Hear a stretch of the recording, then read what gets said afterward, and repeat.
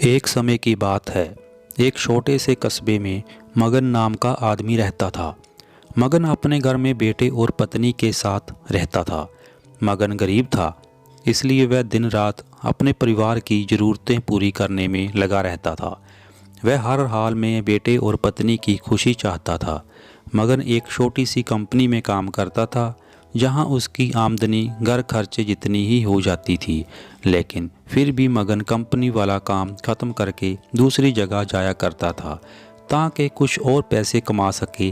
काम में व्यस्त होने से वह अपने परिवार को समय नहीं दे पाता था।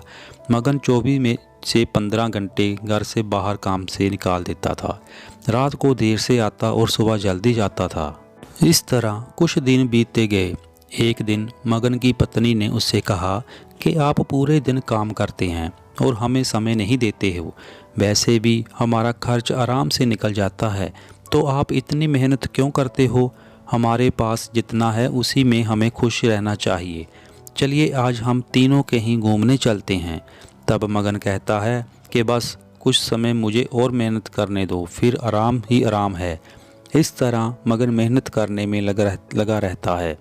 उसका बेटा भी उससे अक्सर कहता रहता था कि पापा आप मेरे साथ खेलो, बैठो और मुझसे बातें करो, लेकिन मगन हमेशा काम के लिए कहकर कभी उसे समय नहीं दे पाता था।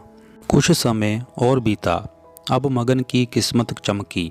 मगन की नौकरी जिस कंपनी में थी, अब उसका मालिक मगन को मैनेजर बना देता था, क्योंकि मगन काफ़ी समय से वहाँ काम करता था और अब वह मालिक का विश्वास पात्र बन गया था।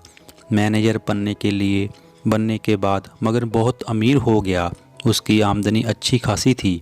अब वह कुछ भी खरीद सकता था। उसकी गिनती धनी लोगों में होने लगी।